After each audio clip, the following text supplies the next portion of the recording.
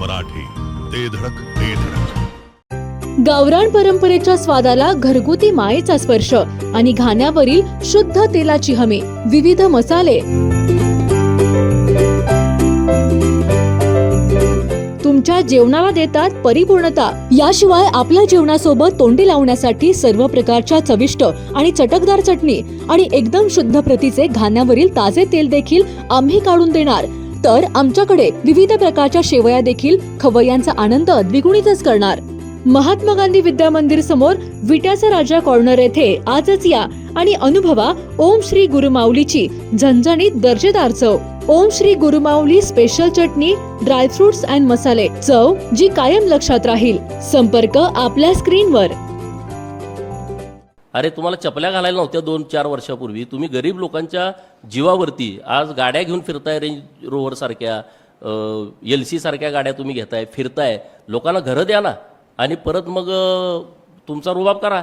ज्या लोकांनी इन्व्हेस्टमेंट केली ते आमची दुकानदार लोक आहेत, सोना चांदीमध्ये काम करणारे. त्या लोकांचा विश्वास संपादन करून मी IRS आहे, तुमचं सोनं पकडलं का मी सोडवतो. सोन्यावरती निम्मे परत सोनं घ्यायचं, नंतर फेक रेट टाकायच्या. महाराष्ट्रामध्ये अनेक फेक रेट या IRSनं टाकलेले आहेत. म्हणजे जवळच्या मित्रांना रेट टाकायला पाठवायचं, रेट टाकायची आणि मग सगळी तपासणी करायची. मग त्यांना बोला तुमचा कोण एखादा मित्र आहे का. मग ते म्हणाल आमचा सचिन मोठे मित्र आहे. अहो बोला त्यांचं हे साहेबांचं खूप जवळचं आहे. आणि मग त्यांना सांगायचं आणि मग त्या एका महाराष्ट्रातल्या अतिशय मोठ्या माणसावरती रेट टाकली 2 वेळा. खरोखर जेव्हा रेड पडली तेव्हा हा गायब झाला, कारण तो जेलमध्ये गेला. 2 रेड अशा टाकल्या की त्यांच्याकडून करोडो रुपये त्यांनी गोळा केलेले आहेत. जवळचे जेवढे आमचे दुकानदार आहेत ते सगळे लॉर्ड लोक आहेत. अखंड देशभर सोना चांदीचा व्यापार करणारी लोक आहेत. त्यांच्या घरी जायचं, त्यांची माहिती घ्यायची आणि मग लगेच कोणाला तरी तिथं रेडला पाठवायचं 1-2 महिन्यानंतर. आणि परत ते रेडमधून बाहेर काढायचं, पैसे घ्यायचे.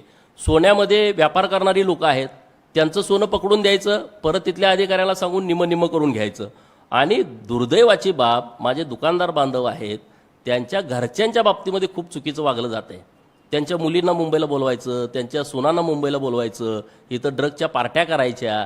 असं घाणेरडं काम हे इथं सुरू आहे. आणि म्हणून म्हणलं की एकदा या विषयावरती आपण बोलण्याची आवश्यकता आहे. कारण माझ्याच गावाकडची लोक फसतायत ना. हे जरी माझ्या गावाकडची लोक असली, ही 2-4 लोक आहेत, हजारो लोकांची फसवणूक होते. आणि त्याला वाचा फुटावी यासाठी वरिष्ठ अधिकाऱ्यांच्या माध्यमातून चौकशी व्हावी, ही मागणी माननीय मुख्यमंत्री महोदयांनी मान्य केली आहे. तर आम्ही व्यवस्थित रीतसर सर्व कंप्लीट आम्ही त्यांच्याकडे देतोय. तो निलंबित होईल. प्रकरणं खूप येणार आहेत, ह्याच्यावरच नाही, अनेक कांड येणार आहेत. महाराष्ट्र हादरल अशा पद्धतीची प्रकरणं आहेत. हा अशोक खरात विरात लोक विसरून जातील, हे विषय डोक्यात ठेवणार नाहीत. अशा पद्धतीची काळी कृती आहेत आणि ते पुढच्या आठवड्यात 15 दिवसात पुढे येतील. महिलांच्या विषयी अनेक पुरावे आहेत. काही मुली मला भेटून गेलेल्या आहेत, परंतु त्या इतक्या घाबरतेत. MPSC करणाऱ्या मुली, UPSC करणाऱ्या मुली, तुमच्याबरोबर लग्न करतो, तुमच्याबरोबर अमुक करतो, तमुक करतो. म्हणजे आता तो विषय सांगण्यासारखा नाही, अशा पलीकडचा आहे. म्हणजे महाराष्ट्रात असं कुठल्याच अधिकाऱ्यानं कांड केलं नसेल असं कांड पुढे येऊ शकतं. मुंबईमध्ये घर असावं असं गावाकडच्या प्रत्येक कष्टकऱ्याला वाटतं. मग तो माताडी असेल, भाजीपाल्यामध्ये काम करणार असेल, रिक्षा चालवणं असेल किंवा नोकरी करणार असेल, खाजगी नोकरी असेल किंवा सरकारी नोकरी करणार असेल, ह्या सामान्य लोकांना तर आपलं घर मुंबईमध्ये असावं वाटतं. जुन्या मुंबईमध्ये घेणं आता शक्यच नाही, म्हणून नवीन मुंबईमध्ये लोक घरं घेण्याच्या संदर्भामध्ये विचार करतात. आणि आयुष्याची सगळी तुटपुंजी जी रक्कम जमा केलेली असते ते घरासाठी लावतात, कुठं व्याजानं पैसे उचलतात, बँकाकडून कर्ज काढतात आणि घर घेण्याचं स्वप्न पूर्ण करण्याचा प्रयत्न करतात. परंतु एक DDSR ग्रुप नावाचा ग्रुप, एक IRS आहेत सचिन मोठे, त्यांनी त्यांच्या नात्यातल्या लोकांच्या नावावरती वेगवेगळ्या कंपन्या रजिस्टर केलेल्या आहेत. आणि त्या कंपन्यांच्या माध्यमातून जवळपास 20 प्रोजेक्ट वेगवेगळे, म्हणजे त्यामध्ये DDSR बिल्डर्स अँड डेव्हलपर्स यांच्या DDSR हाईट्स नावाची एक बिल्डिंग सुरू आहे. DDSR बिल्डरची Tathagat housing society, Swapnapurti housing society, Anuvishwa housing society, DDSR Satvik, परत हनी होम्स, मातोश्री ही तर आमदार खासदारांच्यासाठी एक इमारत खारघरमध्ये बनती आहे, त्याचं ह्या लोकांनी काम घेतलेलं आहे. म्हणजे आमचे खिशात आमदार आहेत अशी त्यांची भूमिका आहे. म्हणजे स्टेटमेंट पण त्यांनी केलेले आहेत की अनेक आमदार आमच्या खिशात आहेत, आमदार खासदार. आणि त्या मातोश्री बिल्डिंगचं काम मिळवण्यासाठी जवळपास मध्यस्थ लोकांना 5-1 कोटी रुपये खर्च करून त्यांनी हे बिल्डिंगचं काम घेतलेलं आहे. दुसरं आहे मैत्री हाऊसिंग सोसायटी कळमोली, परत मुंबई अजिंक्यस, मैत्री सानपाडा, DDSR हेरिटेज, कलाकार आणि पत्रकार यांची पण एक सोसायटी आहे. नंतर DDSR ड्रीमवूड, DDSR pride, DDSR Anup पर्व, जय श्री कृष्ण आणि DDSR लक्ष्मी रिव्हरसाईड, अशा वेगवेगळ्या बिल्डिंगचे प्लॉट त्यांनी घेतलेले आहेत. आता हे प्लॉट कुठून घेतले? ही गुंतवणूकदारांची यादी आहे. आता ती फार मोठी यादी आहे. ह्या लोकांच्याकडून पैसे घेतलेले आहेत. दामदुपटीवर देतो, 9 महिन्यात तुम्हाला दुप्पट करून देतो, 12 महिन्यात दुप्पट करून देतो, 18 महिन्यात दुप्पट करून घेतो, आणि असे हजारो कोटी रुपये या लोकांचे गोळा केलेले आहेत. यातून यांनी प्लॉट खरेदी केलेली आहे. नंतर जेव्हा प्लॉट खरेदी केली त्यामध्ये त्यांनी सोसायट्या तयार केल्या. सरकारची तुम्ही फसवणूक कशी करताय? सोसायट्यांना GST लागू होत नाही, सोसायट्यांना स्टॅम्प ड्युटी माफ आहे, आणि म्हणून जवळपास पैसे ह्यांनी सगळे गोळा करून त्यातल्याच काही लोक सभासद करून त्यांच्या नावावरती सोसायट्या फर्म केलेल्या आहेत. हा पहिला गुन्हा आहे की सरकारची शेकडो कोटी रुपयाची GSTची किंवा अन्य करांची फसवणूक या सोसायट्याच्या माध्यमातून केलेल्या आहेत. ह्या सोसायट्या नाहीत, हा DDSR ग्रुपचाच प्लान आहे आणि ह्याचे पूर्ण मास्टर ही सगळी लोक आहेत. आता हा विषय का पुढं आला? हा विषय यासाठी पुढं आला की 2020 पासून ह्या लोकांनी बुकिंग घेतलेली आहेत. 2020 पासून तुम्ही बुकिंग घेताय आणि 2025ला 2026ला त्या लोकांना ताबा द्यायचा शब्द या मंडळीने दिला होता, परंतु आता बिल्डिंगच नाही. म्हणजे 2021ला बुकिंग घेतलेल्या बिल्डिंगचं परवा दिवशी म्हणजे गुढीपाडव्याच्या दिवशी भूमिपूजन झालंय, आणि मग ह्या लोकांना बिल्डिंग मिळणार कधी, फ्लॅट मिळणार कधी? म्हणजे ह्या लोकांची पूर्णपणे फसवणूक झालेली आहे. आता हनी होम्स म्हणून जी बिल्डिंग आहे प्लॉट नंबर 34 सेक्टर नंबर 20 खारघरला, ह्याला CC नाही. CC नसताना तुमचं बांधकाम कसं काय होते? अनेक बिल्डिंगला CC नाही.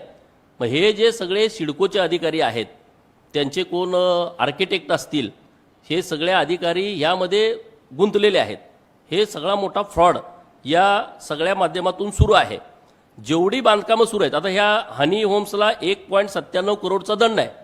मग दंड असताना तुम्ही कसं काय काम करू शकता? दंड का अधिकारी भरून घेत नाहीत?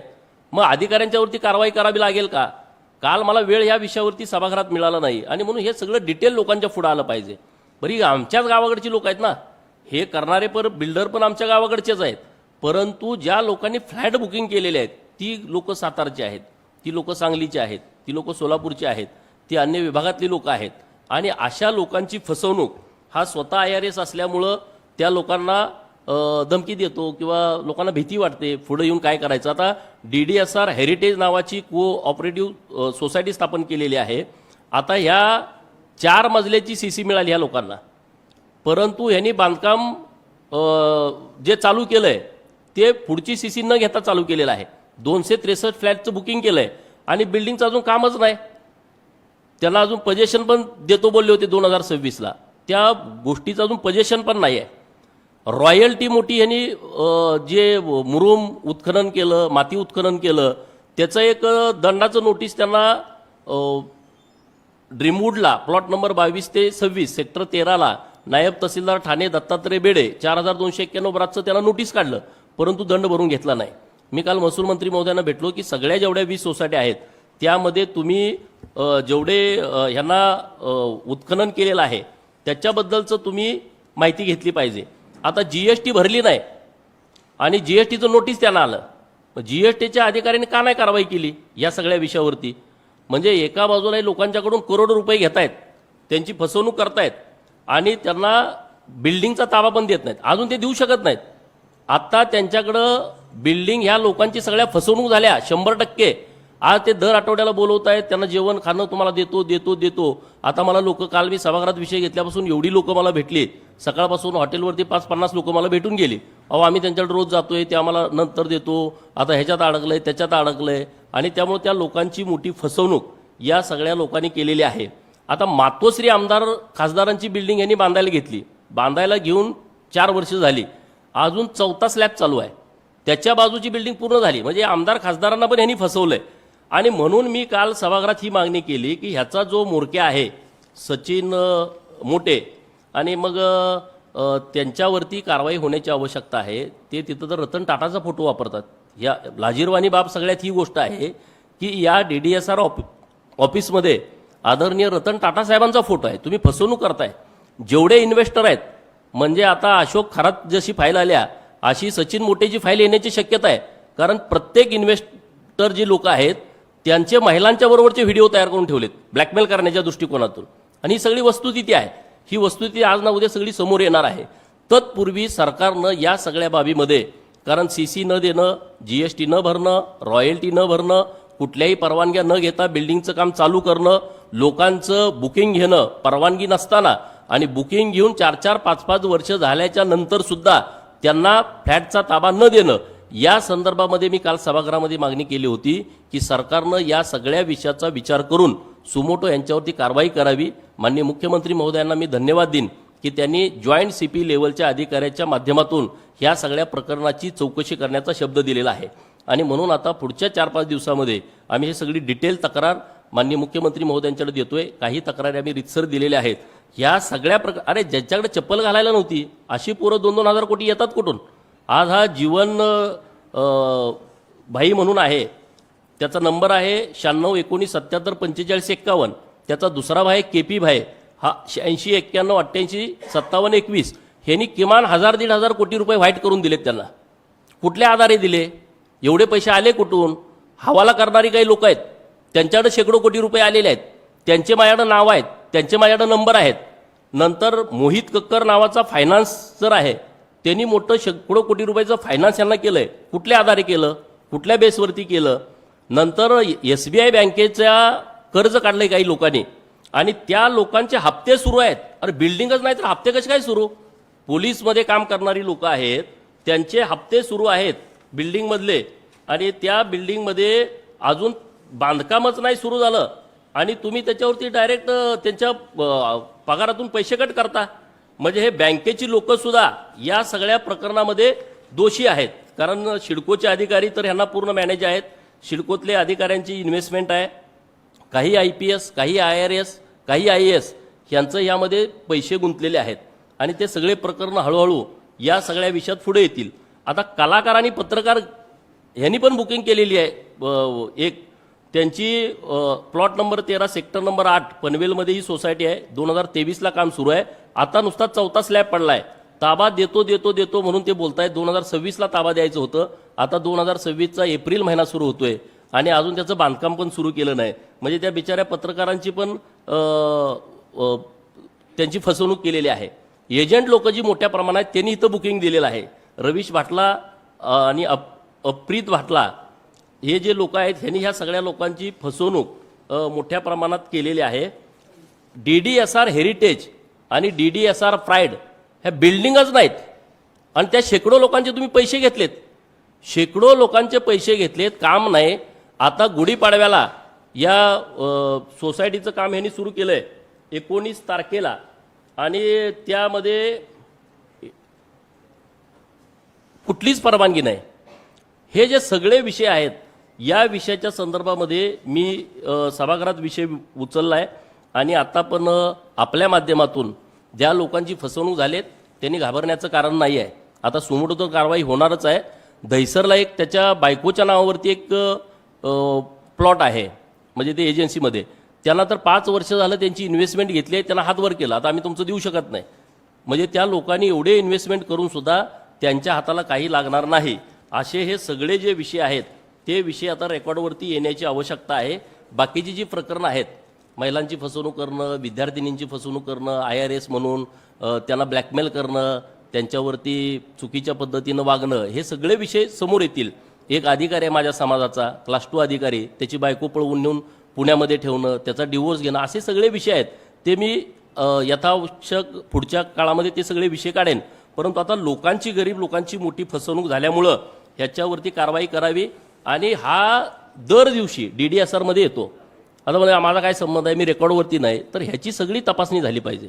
ह्यांचे सगळे कॉल रेकॉर्डिंग, ह्यांचे व्हॉट्सअप कॉलिंग, ह्यांचे DDSR मध्ये किती वेळा ते आले, किती लोकांनी त्यांच्यामुळं इथं प्लॉट बुकिंग केलेलं आहे, इन्व्हेस्टमेंट केलेलं आहे, हे सगळं पुढे येण्याची आवश्यकता आहे आणि त्यासाठी मी स्वतः ह्या सगळ्या गोष्टीचा पाठपुरावा करतोय.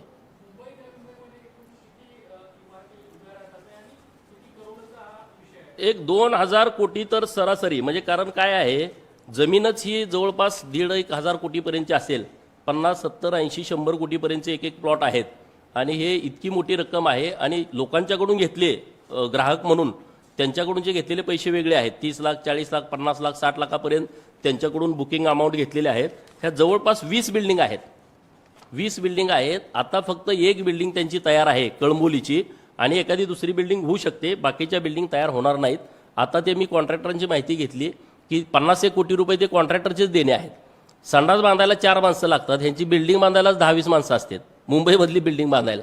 अशी परिस्थिती इथं आहे. म्हणजे माझं म्हणणं कसं आहे, गावाकडच्या लोकांची तुम्ही फसवणूक करता, मिजाजगिरी करता, पैशाची उधळण करता. 10-10 कोटीची घरं गावाकडे बांधलेली आहेत.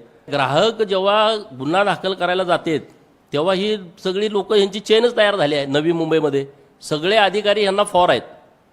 अधिकारी तिथं रोज सिडकोमध्ये कमी आणि ह्यांच्या ऑफिसला जास्त. मी इथं एखादी नुसती माहिती दिली का लगेच दुसऱ्या मिनिटाला त्यांच्या व्हॉट्सअपला असते.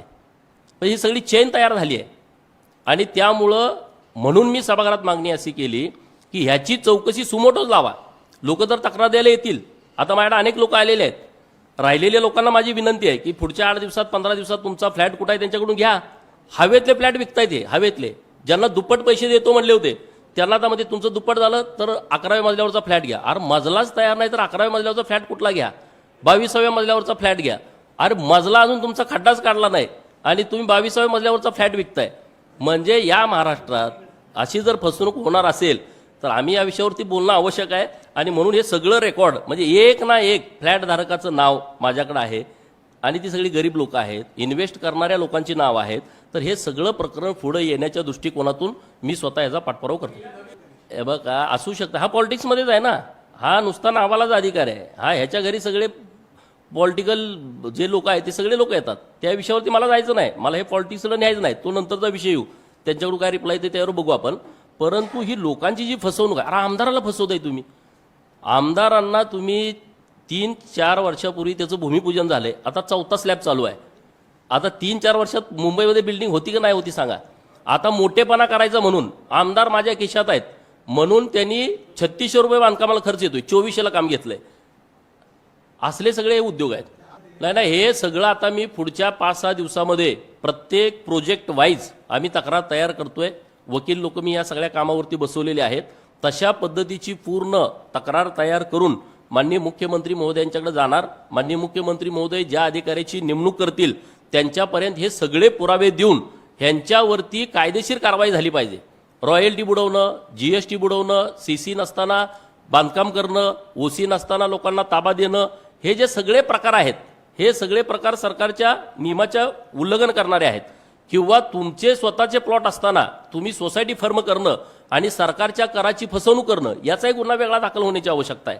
आणि हे सगळं प्रकरण सरकारने अतिशय सिरियस घेतलेलं आहे आणि यांच्यावरती गुन्हे दाखल होणार, यातून कुणाला सुटका होणार नाही. ह्यांनी काय केलंय, ह्यांनी तिथं मोठेपणा असा केलाय, पैसे लोकांचे आहेत. 70 कोटीचा प्लॉट कॉम्पिटिशनमध्ये 100 कोटीला घ्यायचा आणि तिकडं विक्री करताना 1 कोटीचा फ्लॅट तुम्हाला मी 70 लाखात देतो, 60 लाखात देतो, बुकिंग घ्यायचं. स्वस्त फ्लॅट देतो असं सांगून लोकांचं बुकिंग घेतलंय आणि त्यामुळं लोकांनी मोठ्या प्रमाणात बुकिंग यांच्याकडे केलेलं आहे आणि त्यामुळे त्यांची फसवणूक होते. तो निलंबित होईल, प्रकरणं खूप येणार आहेत, ह्याच्यावरच नाही अनेक कांड येणार आहेत. महाराष्ट्र हादरल अशा पद्धतीची प्रकरणं आहेत. हा अशोक खरात विरात लोक विसरून जातील, हे विषय डोक्यात ठेवणार नाहीत. अशा पद्धतीची काळी कृती आहेत आणि ते पुढच्या आठवड्यात 15 दिवसात पुढे येतील. महिलांच्या विषयी अनेक पुरावे आहेत. काही मुली मला भेटून गेलेल्या आहेत परंतु त्या इतक्या घाबरतेत. MPSC करणाऱ्या मुली, UPSC करणाऱ्या मुली, तुमच्याबरोबर लग्न करतो, तुमच्याबरोबर अमुक करतो, तमुक करतो, म्हणजे आता तो विषय सांगण्यासारखा नाही, अशा पलीकडचं आहे. म्हणजे महाराष्ट्रात असं कुठल्याच अधिकाऱ्यानं कांड केलं नसेल असं कांड पुढे येऊ शकतं. म्हणजे असं कुणीच नसेल केलं. अशा पद्धतीचे सगळे प्रयोग पुढे येणार आहेत. पण तेव्हा आपण पुढच्या ह्याच्यात बघू. आता हा सगळा ग्राहक लोकांचा विषय आहे, गुंतवणूकदार लोकांचा विषय आहे, त्यांच्या फसवणुकीच्या संदर्भातली ही आजची प्रेस आहे आणि त्याचा मी व्यवस्थितपणे पाठपुरावा करतोय. आणि ह्याचा हेतू आजचा माझा एवढाच आहे, आम्ही निवडणुकांपर्यंत सगळ्या कुठल्याच विषयात ह्या बोललो नाही, परंतु लोकांची फसवणूक होते, गावाकडच्या लोकांची फसवणूक होते. आणि माझं घर नाही अजून मुंबईत, मी आज आमदार आहे, 6 वर्ष झाला आमदार. हे काय उघडच आहे. जर एखादा आमदार मुंबईत घर घेऊ शकत नाही आणि सामान्य माणूस तो कसा घेत असेल, किती वाईट परिस्थितीतून तो बुकिंग करत असेल. माथाडीमध्ये काम करणारी पोरं आहेत आमची, दिवसभर रात्र गाढवासारखं ओझं वाहत आहेत आणि त्यातले पैसे काढून त्या ह्याच्यात भरलेले आहेत. ह्यांचा रुबाब, पल्लवी हॉटेलला या, जेवणाच्या पार्ट्या देतो, तुम्हाला हे करू, मग लोक अरे ठीक आहे आता पुढच्या आठवड्यात देतील. अजून 5-6 वर्ष यांना घरच मिळू शकत नाही. 18-18, 14-14 मजल्याच्या बिल्डिंग आहेत, ज्याचा अजून पायाच काढला नाही आणि ज्यांचा ताबा 25ला आणि 26ला द्यायचा होता, त्यांचा तर ताबा देणार कसं. त्या लोकांची पूर्ण फसवणूक झाली आहे. आणि ह्यांचं कसं झालंय, त्या कंपन्या नसतात का, ह्याचे पैसे घ्यायचे त्याला द्यायचे दुप्पट, त्याचे घ्यायचे त्याला तिप्पट. आता ह्यांच्याकडे इन्व्हेस्टर लोक जे आहेत त्यांच्या पूर्ण लक्षात आलेलं आहे की आपल्या पैशावरती हे सगळा डामडोल करतायत आणि त्यामुळे ह्याची मोठी फसवणूक सगळी केलेली आहे. दुसरा जो विषय आहे त्यामध्ये जे तिथले जे त्यांचे वास्तू सल्लागार आहेत त्यांच्यावरती पण गुन्हा दाखल होण्याची आवश्यकता आहे. सिडकोचे जे अधिकारी आहेत त्यांनी CC नसताना त्यांना कशा पद्धतीनं बांधकाम करण्याला परवानगी दिली, त्या लोकांच्यावरती गुन्हा दाखल होण्याची आवश्यकता आहे. GSTचे जे अधिकारी आहेत, मुलकर मॅडम यांच्याकडे हा सगळा विषय आहे, त्या लावून धरतायत. त्या एकदम स्ट्रिक्ट मॅडम आहेत असं मला कळालं, दीपाली पिलारी मॅडम आणि मुलकर मॅडम. तर हे सगळे ह्या विषयात त्यांनी सिरियस घ्यावं. गोडके नावाचा GSTचा कोणतरी कमिशनर आहे, तो त्यांना मदत करतोय. म्हणजे अशी एक अधिकाऱ्यांची मोठी चेन तयार झालेली आहे. तर ह्याच्या संपूर्ण खोलामध्ये आता मी जातोय, आणखी काही माहिती मला प्राप्त होते, त्या पद्धतीनं मी माननीय मुख्यमंत्री महोदयांच्याकडे ह्या सगळ्या गोष्टींचा तक्रार करेन.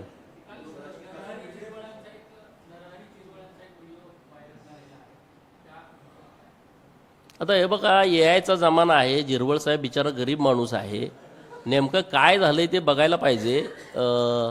तो खरंच त्या व्हिडिओची सत्यता गरीब बिचारा आहे, सत्यता तपासण्याची आवश्यकता आहे.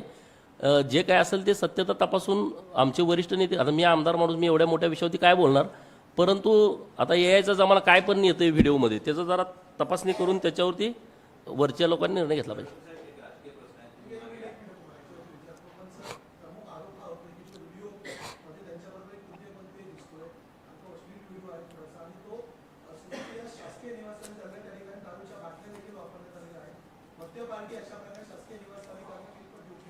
आणि मी काय म्हणतोय, आधी व्हिडिओची सत्यता तर येऊ द्या ना, काय नेमकं व्हिडिओ खरा आहे का खोटा आहे का, आता काही त्या AIच्या माध्यमातून करता येतंय. त्यामुळं आता वरिष्ठ लोक व्यवस्थित त्याची तपासणी करून, दुसऱ्या कोणाचा असतं तर मी बोललो असतो जोरात, मी अशा लोकांच्यावरती बोलत नाही.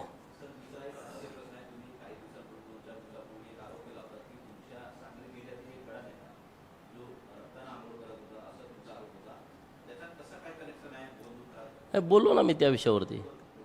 हे बघा, विषय माझा प्रश्न काय आहे की ही जी लोक आहेत ती पुरोगामी लोक आहेत. भाषणामध्ये ते काय सांगतायत की फुले शाहू आंबेडकरांचे विचाराचे आम्ही पायिका आहोत. मग तुम्ही पुरोगामी आहात, मग त्या बाबाकडे गेला का, माझा पहिला प्रश्न हा आहे. म्हणजे एक तर तुम्ही पुरोगामी नाही, मताच्या राजकारणासाठी तुम्ही पुरोगामी आहात असं महाराष्ट्रातल्या लोकांना सांगता. तुम्ही देव धर्म मानत नाही, देवाला तुम्ही शिव्या देणाऱ्या लोकांच्या सोबत असता, आणि मग अशा भोंदूबाबाची तुम्हाला गरज का पडली, हा माझा साधा सोपा प्रश्न आहे आणि त्याच्याबद्दल मी व्यवस्थित बोललोय.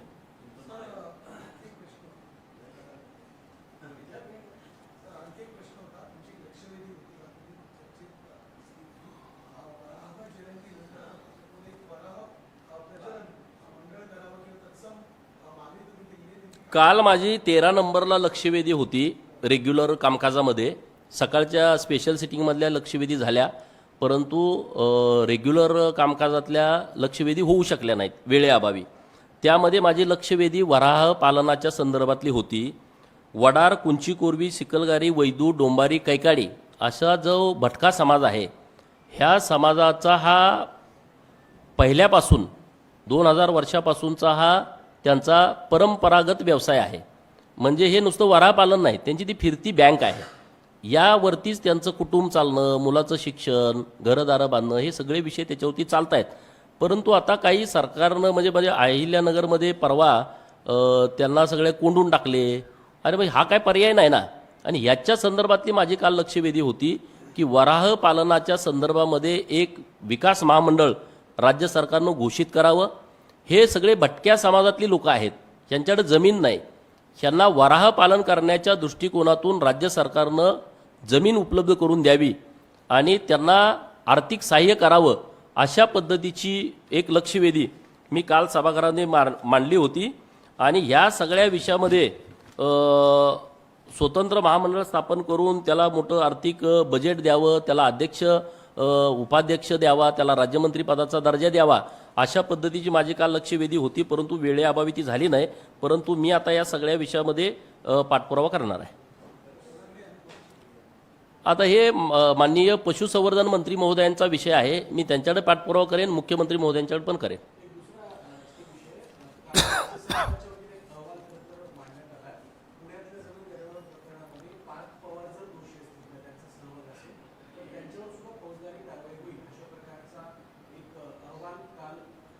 अहवाल काय आला आहे याच्याविषयी मला माहिती नाही. परंतु काल आपल्याच मीडियाच्या माध्यमातून मी बघितलेलं आहे, जे अधिकारी अपॉइंट केले होते त्यांनी हा अहवाल दिलेला आहे आणि जी कोणी रेकॉर्डवरती लोक आहेत त्यांना दोषी धरलेला आहे. तर आता अहवालात नेमकं काय आहे याच्याबद्दलची मला एवढी डिटेल माहिती नाही. आता अहवालात तर कालच्या अहवालात त्यांचं नाव स्पष्ट नाही असं मी बातमीत वाचलं असेल. तर मग ठीक आहे, राज्य सरकार त्यावर योग्य निर्णय घेईल. सांगता येईना आणि सहनही होईना, शौचावाटे रक्तस्राव, वेदना, वारंवार शौचास होणे हा मूळव्याध तर नाही ना?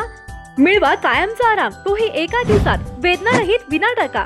मूळव्याधीवर औषधोपचाराबरोबर लेझर व इंजेक्शनची खास सुविधा देणारे विट्यातील पहिलेच हॉस्पिटल डॉक्टर बंडगर यांचे मूळव्याध स्पेशालिटी हॉस्पिटल, अनुराज हॉस्पिटल शेजारी, एसटी स्टँडच्या बाजूला, खानापूर रोड, विटा.